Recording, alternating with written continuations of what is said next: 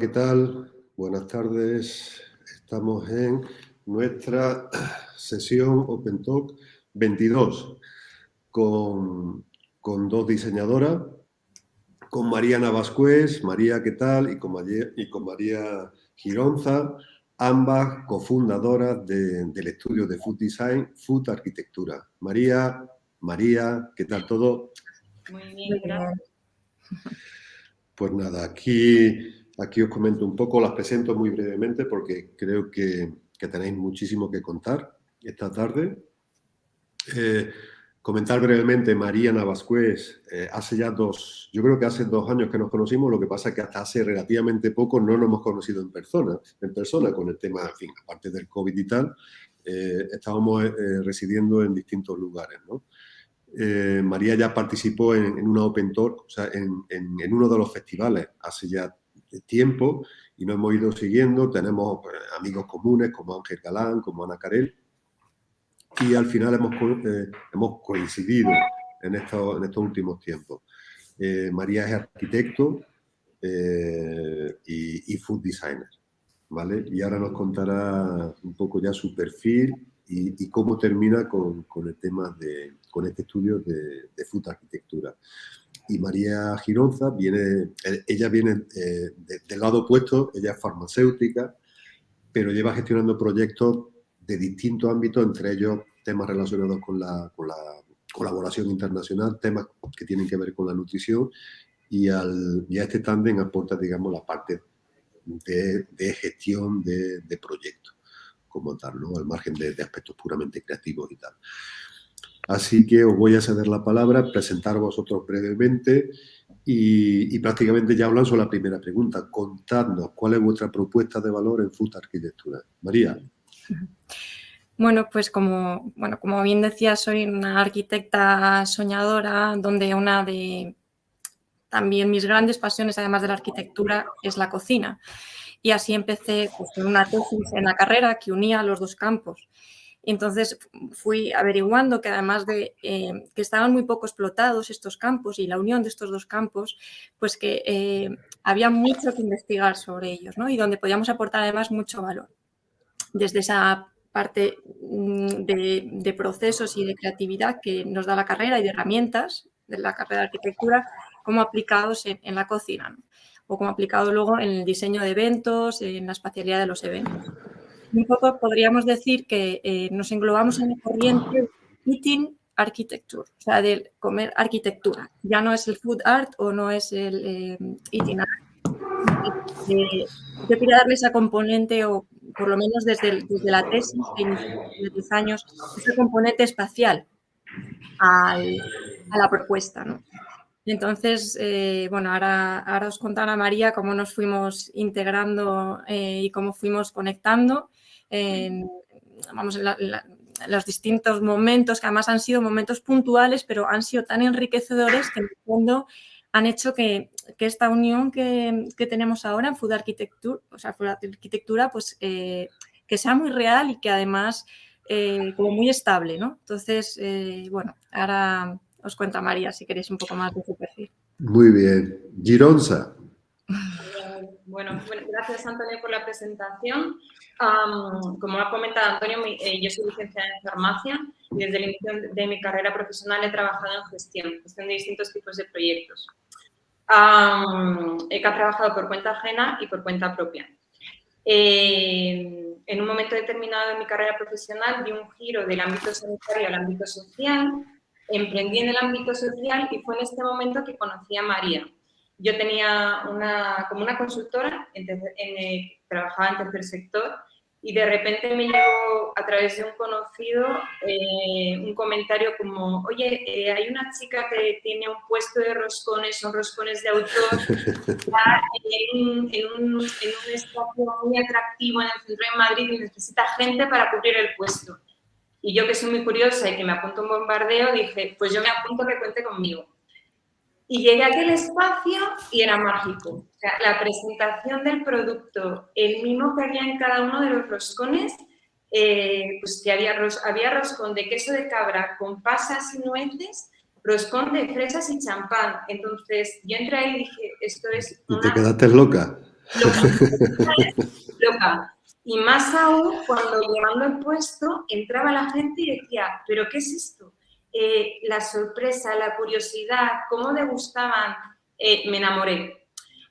Y entonces ahí conocí a María, congeniamos muy, muy bien.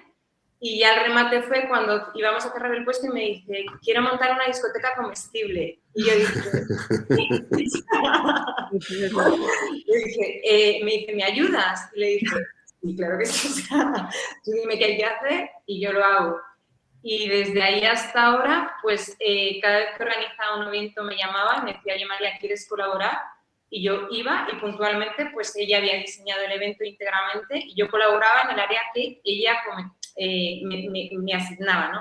Normalmente empecé pues en montaje y cara al público y al final me he ido especializando en montaje, gestión y fuimos poco a poco y al final trabajamos tan bien juntas, nos conocemos tan sumamente bien la una a la otra que hacemos un tándem maravilloso. O sea, y de arquitectura, ¿no?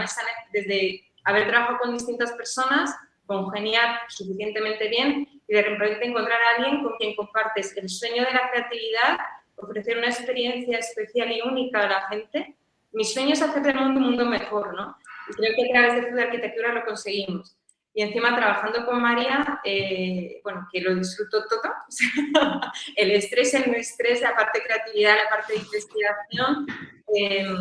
Bueno, yo estoy feliz, ¿vale? Sí, yo estoy de acuerdo contigo, María. Es muy complicado no congeniar bien con María Navascués. Doy fe de ello. Doy fe de ello, de su explosividad, de su creatividad. Y sí, o sea, doy fe. Pues, si os parece, vamos a ver un pequeño vídeo para que se entienda y después lo hablamos un poco y ya entramos en materia contando exactamente vuestro ideario, vuestra visión, que desde mi punto de vista es muy particular también, ¿no? Y donde se mezcla evidentemente todos los temas de diseño, creatividad, pero con una visión muy, muy, muy genuina, que es muy, muy vuestra, ¿no? Y es un vídeo que dura 1 minuto y medio, pero yo creo que es un buen ejemplo de ese diseño de experiencias al final, ¿vale? Lo voy a poner, a ver.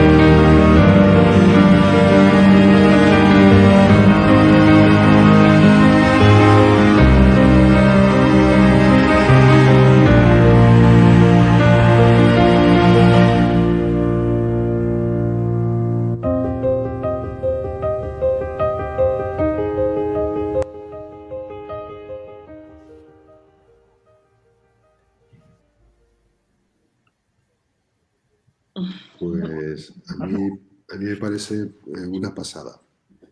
Ahora nos contáis un poco de qué va ese vídeo, qué es lo que pasó ahí, dónde fue, etcétera, etcétera. Yo me he quedado con las ganas de ver otro diseño de experiencia de Fruta Arquitectura que tenía que ver con el mundo del aceite. Yo conozco muchísima gente en el sector del aceite y esa experiencia que no he tenido la oportunidad de ver en vivo, yo desde aquí ya os lanzo la piedra que me gustaría volver a repetirla. no sé dónde ni cuándo, pero que me encantaría. Y yo sé que hay marcas y productores de aceite que estoy convencido que les encantaría replicar aquella experiencia que después hablamos, si queréis, un poco sobre ello, pero que me parece una auténtica barbaridad y una auténtica pasada. Contadnos, ¿qué hemos visto en ese vídeo, María? Bueno, pues en realidad es que a mí me da, o sea, mucha emoción volverlo y revivirlo porque es un vídeo en primicia, o sea, lo recibimos ayer, ¿no? Y este evento tuvo lugar en septiembre de este año. Ha sido de los eventos realmente más interesantes a nivel cultural y de inmersión en fuentes y de desarrollo y procesos, porque ha sido muy completo. Este evento se llama Espiral Extrema, se diseñó, ahora os lo cuenta un poquito más María el concepto en donde se diseñó, pero realmente quería poner en valor el patrimonio cultural intangible de la gastronomía extremeña. Y entonces por eso habéis visto pues, el jamón, el embutido, el queso, con sus distintas formas, la cereza del Valle del Jerte, bueno, el pimiento de la Vera, ¿no? El pimentón de la Vera. Entonces, lo que queríamos recrear con los 7 productos que escogimos, también por acotar un poco, era bueno, traer recetas, traer historias de la gente, vivencias propias y volverlas a recrear en una experiencia, ¿no? Entonces, para ahí, por ejemplo, a nivel más arquitectónico, jugamos con ese umbral, esa entrada, que era esa cortina de pimientos, ¿no? Pimientos de cortina, sí. Pimientos, que bueno, pues lo más bonito es que se ofreció una persona que se dedica a la costura, que le encanta, a realmente hacernos todas esas ristras de pimientos y se pasó todo el verano cosiendo ristras de pimientos, que fue una pasada. Entonces, bueno, ahora os cuento también, María, cómo fue el contacto con la gente, con el equipo y demás, porque lo que es a nivel creativo y de diseño también lleva un proceso. Realmente es como yo digo, hay veces que en el trabajo nos pedían un poco, pero la propuesta, dices, sí, tenemos la base, pero es que necesitamos por lo menos, te digo, 2 semanas de madurarla, de pensarla y otras 2 de ponerla en limpio, ¿no? Es decir, al final el proceso de diseño de este evento es de varios meses de búsqueda y buscación fuentes y un mes de, por lo menos, armar esa propuesta, ¿no? Y luego construirla otro mes y medio, más o menos. O sea, que vamos, ha sido súper bonito recordarla. Sí, a mí se me pone la piel de gallina porque la vivencia allí, no sé, te despierta. No sé, ha sido un año súper bonito y súper especial por este evento, yo creo. O sea, es como muy señalado. Y así. Qué bueno. Pues no sé si como es algo casi en primicia, no sé si lo tenéis publicado en vuestra web. De todas formas, ahí tenéis el acceso a vuestra página web, que entiendo que la vaya a publicar, si no está ya, ¿no? Pues en ese sentido, María, cuéntanos esos secretos más de gestión que comenta María. Los secretos de gestión. Bueno, os voy a contar cómo comienza este proyecto. Comienza con un mail a María de una persona que está en Barcelona y que le escucha una entrevista que le hicieron no sé cuándo, le gustó el trabajo, contacta con María y nos sentamos a tomar un café delante del Museo Reina Sofía y nos cuenta que quiere poner en valor el patrimonio gastronómico extremeño. Claro, yo lo escuchaba y digo, qué reto. Y nos fuimos María y yo de allí diciendo, apasionante, pero qué reto tenemos por delante. Bien, a lo concreto, como comentaba María, la fase de preparación de este proyecto duró varios meses. Yo recogí ahí, o puedo recoger quizá mi formación en tercer sector, mi experiencia profesional en tercer sector, en la cual cada vez que preparas un proyecto tienes que hacer un análisis documental que va desde las cartas de Naciones Unidas, en este caso a la transposición de esas cartas o declaraciones de Naciones Unidas a nivel europeo, a nivel nacional, a nivel autonómico.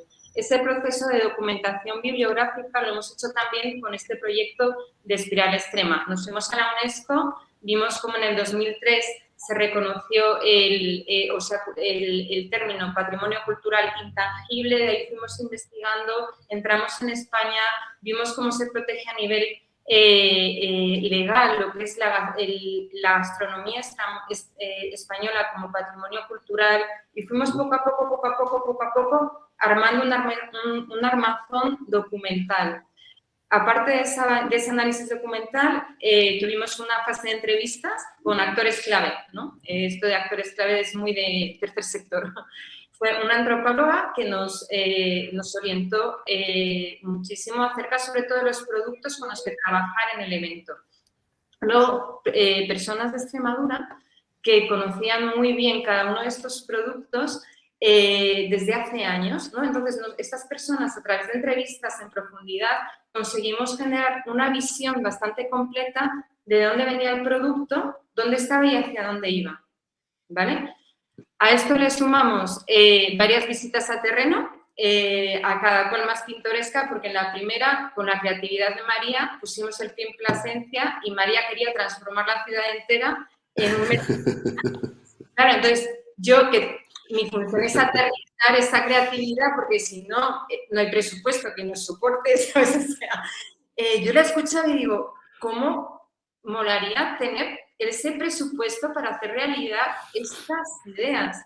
Porque María llegaba a un kiosco en un parque espectacular y decía, aquí tenemos que hacer esto. Y yo, wow, fantástico. Íbamos al museo etnográfico y decía, qué espacios, qué maravilla en esta sala, esto, en esta... Bueno, así.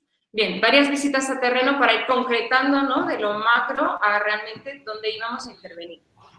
Después hicimos una búsqueda muy exhaustiva de fotografías, ¿no? De imágenes que reflejaran un poco como el proceso de tratamiento, o lo que es el cultivo, la recogida, el procesamiento de cada uno de estos alimentos con los que hemos trabajado, que eran 7, porque a María las imágenes me inspiran un montón, ¿no? Entonces, yo ahí bicheando en internet, pues me lo paso fenomenal. Hicimos una base bibliográfica de fotos bastante potente y yo creo que uniendo todo esto, más la gente que nos hemos encontrado allí, que es lo que decía María, nos hemos encontrado con gente en Plasencia que hablándoles del proyecto, pues también se quedaban como prendados de él y nos han dado muchísima información y muchísimo apoyo, hasta el punto de involucrarse, como esta voluntaria de la que ha hablado María, Charo se llama, y dedicar su verano a tejer una cortina de pimientos, ¿vale? O una asociación gastronómica que movilizó a un montón de personas que nos han ayudado en el montaje, porque el montaje de ese evento fue muy, muy complicado, muy complejo, y necesitamos, pues al final fuimos 20 y tantas personas las que trabajamos allí, y casi todas de Plasencia.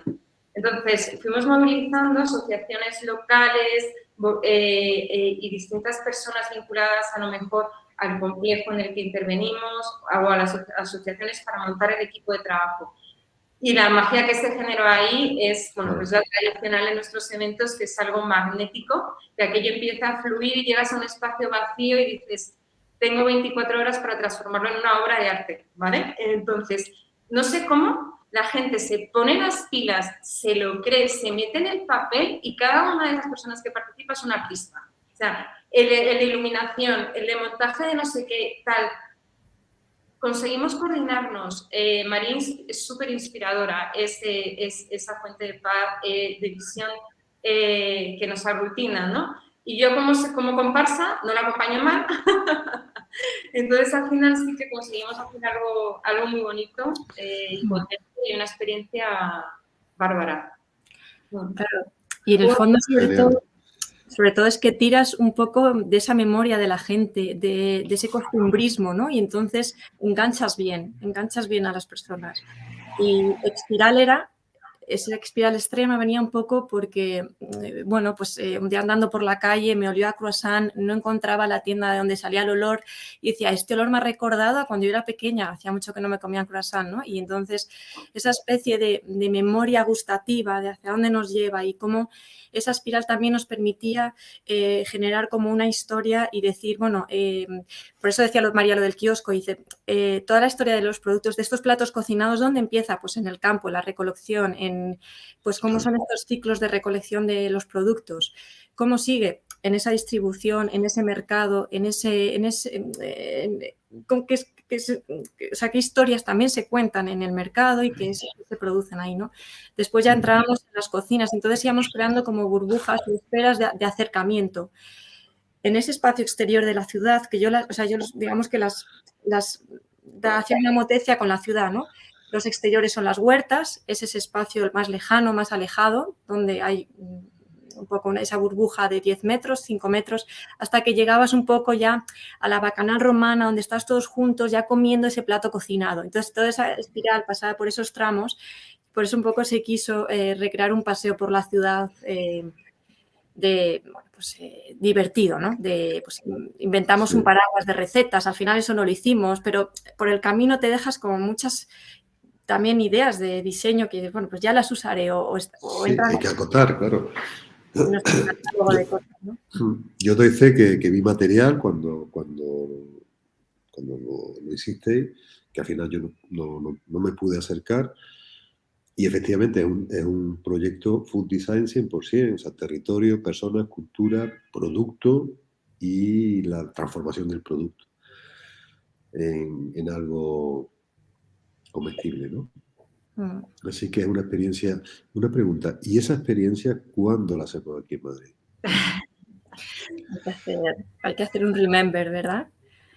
Pues... A mí me parece una pasada, o sea, sobre todo porque tocas muchos palos de la baraja, aparte del diseño de producto, evidentemente, y aparte de todos los conceptos de Food Design, toca aspectos culturales, toca aspectos turísticos, toca aspectos económicos, sociales, y eso en un territorio como el de Madrid, pequeño y muy grande a la vez, yo creo que puede ser algo espectacular.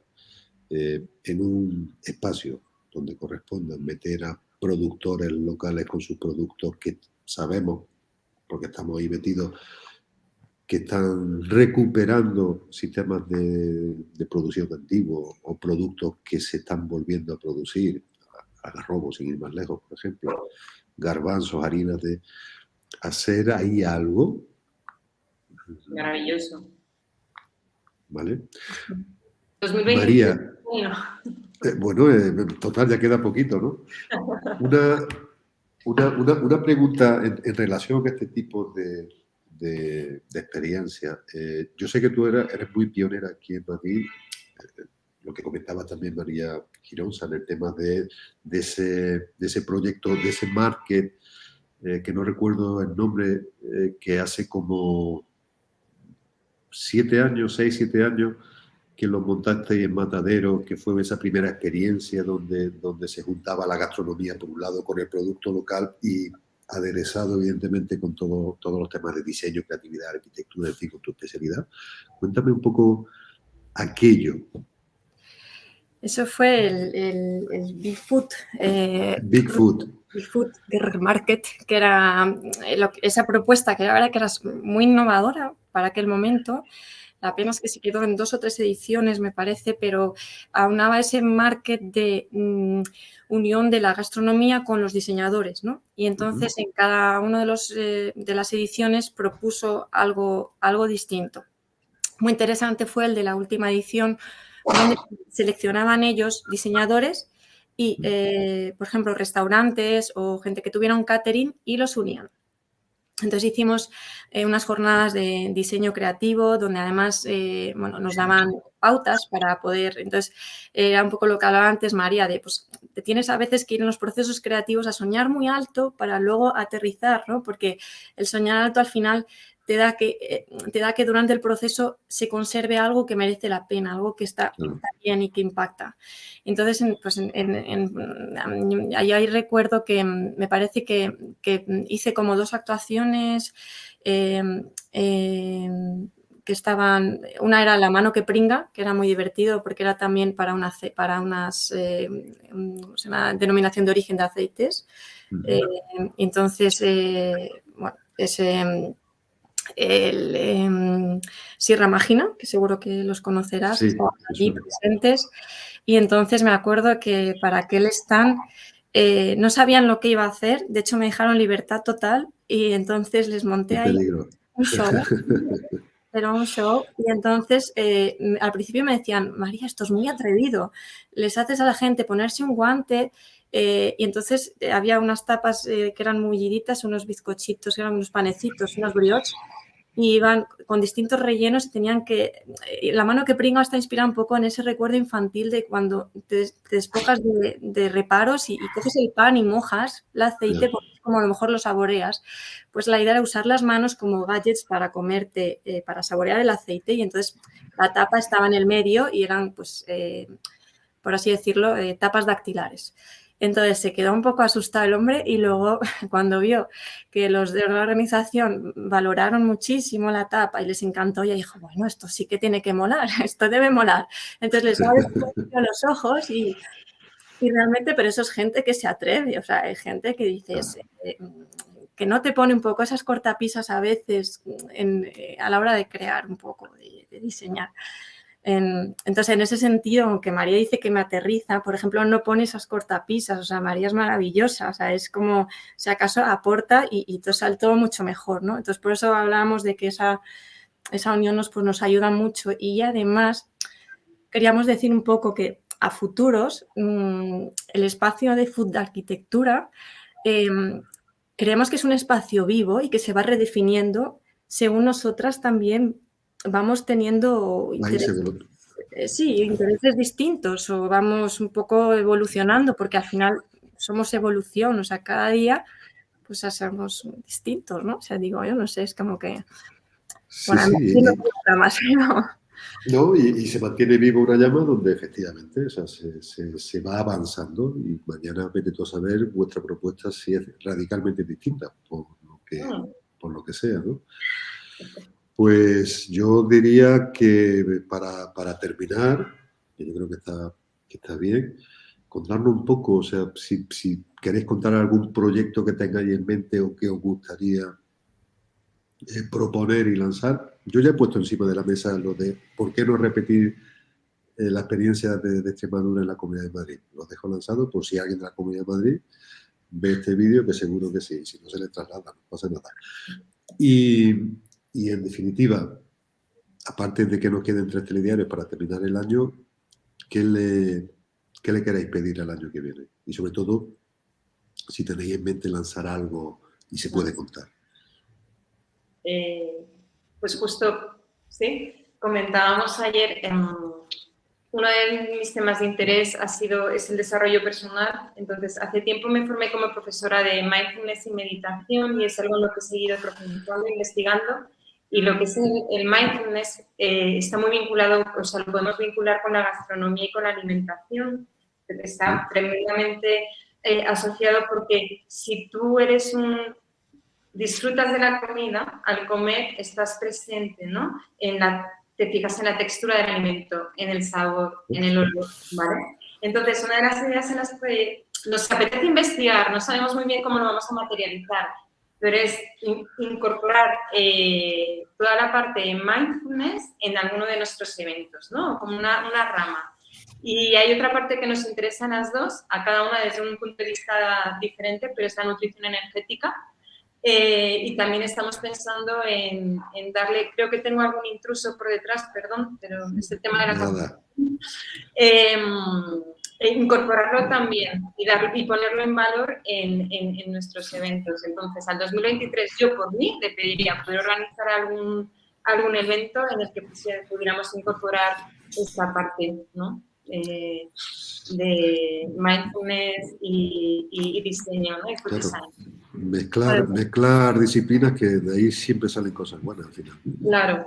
No, y lo que decía María es que realmente la gente que iba a Plasencia y que se ponía un guante para comerse un embutido, porque era el guante embutido donde iba saboreando, tienes que hacerle acto de presencia en ese momento, o sea, tiene que pararse y decir, no me estoy comiendo cualquier cosa y me interesa más música, no, es que estás en ese acto de presencia, ¿no? De mind, de lo que estás viviendo, ¿no?